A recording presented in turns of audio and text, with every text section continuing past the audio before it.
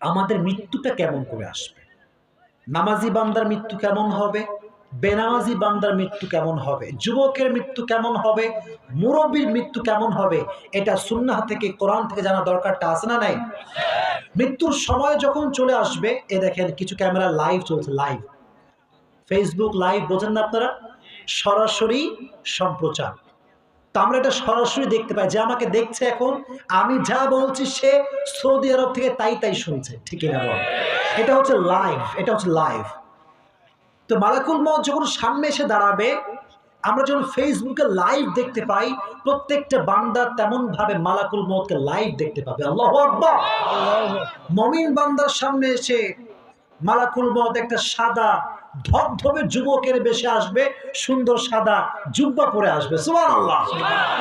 যখন মুমিন বান্দা দেখবে মালাকুল মউতকে, মুমিন বান্দার চেহারা দিয়ে অটোমেটিক একটা মুচকি হাসি বের হয়ে যাবে।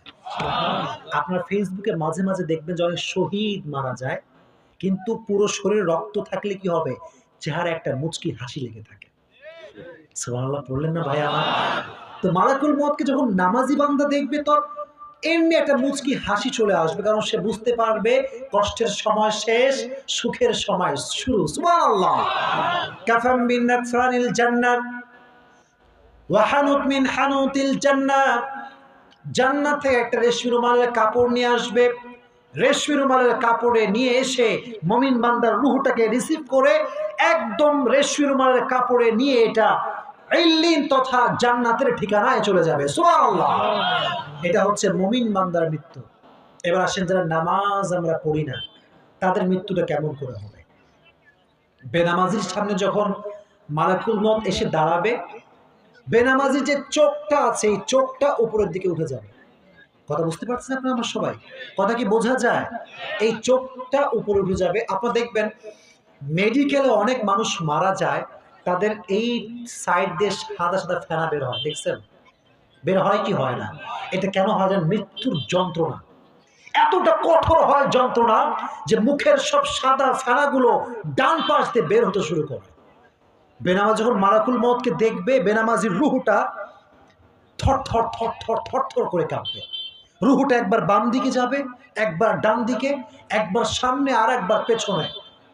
বেনামাজি একটা চান্স চাইবে, লাল্লি আমালু সলিহান ফিমা তারাকতুকাল্লাহ। বেনামাজি বলবে, give me on chance, give me on chance, একটা সুযোগ দাও। নামাজ পড়ি নাই, আজ থেকে নামাজ পড়বো। মুরব্বী বলবে, আজীবন সময় নষ্ট করেছি, আজ থেকে সময় নষ্ট আর করব না। যুবকটা বলবে, আজ থেকে হারাম রিলেশনশিপ আর করবো না, গিভ মি অন চান্স, একটা সুযোগ দাও।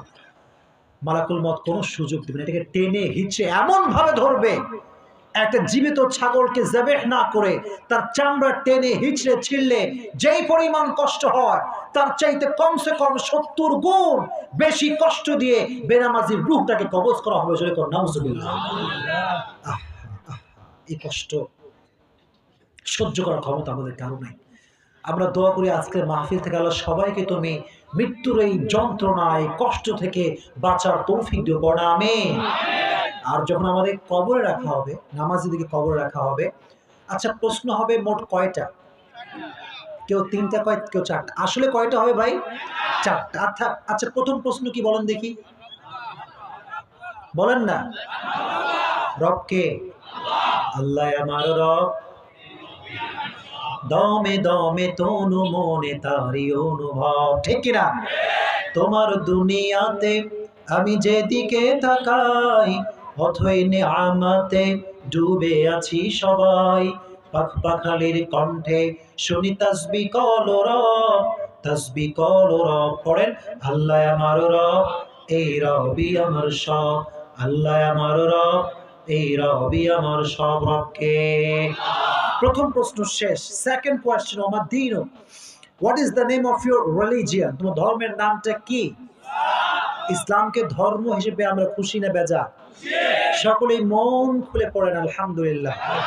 লাস্টে আপনার সামনে একজন ব্যক্তিকে দাঁড় করানো হবে, বলা হবে, মান ডু ইউ নো আতারিফু হাদার রাজুল? তুমি কি জানো এই ব্যক্তিটা কে?